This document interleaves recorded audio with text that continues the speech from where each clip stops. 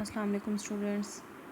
Next हमारा आ जाता है 10.7 क्वेश्चन, जो कि है a transverse wave produced on a spring has a frequency of 190 hertz and travel the length of the spring of 90 metre in 0.5 second. क्या है? ये ट्रांसफ़र वेव है, ठीक है, जो कि स्प्रिंग के ऊपर प्रोड्यूस हो रही है। उसकी फ्रीक्वेंसी है 190 हर्ट्ज और उसकी लेंथ है 90 मीटर और टाइम जो ले रही है वो 0.5 सेकेंड है।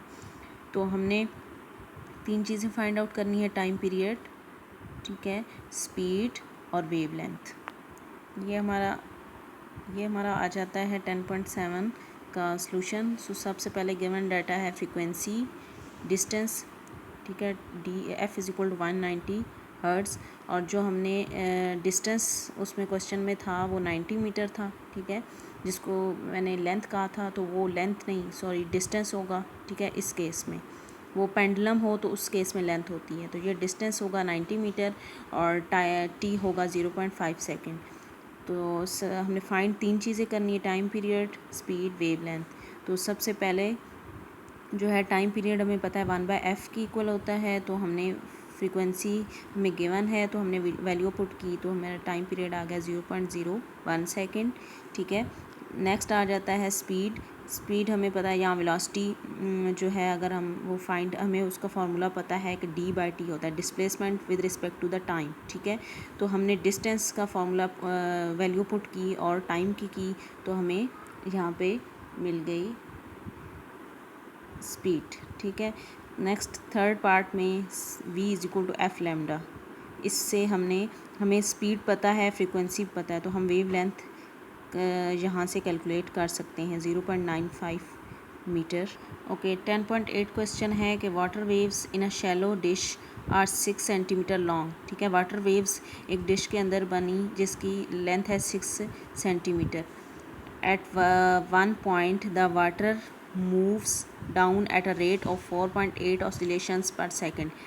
हर सेकंड में जो है 4.8 ऑसिलेशंस जो है वो कंप्लीट करती है। रेट उसका 4.8 ऑसिलेशंस का है, ठीक है। तो हमने फाइंड क्या करना है? Speed of water waves and period of water wave.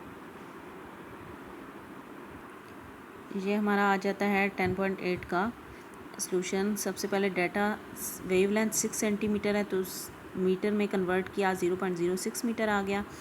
Frequency जो हमने ऑसिलेशंस की क्वेश्चन में बात थी कि पर सेकंड कितनी ऑसिलेशंस का रेट है, तो वो फ्रीक्वेंसी थी, ठीक है। तो 4.8 हर्ट्ज़ फ्रीक्वेंसी हो गई।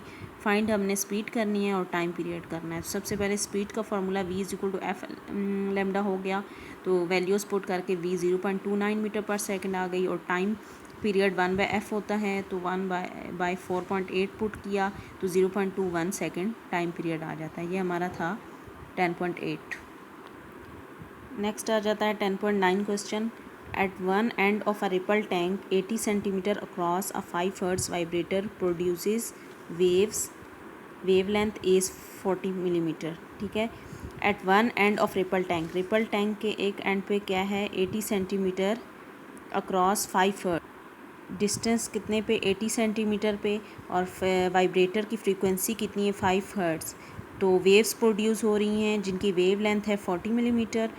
तो time period find the time the waves need to cross the tank.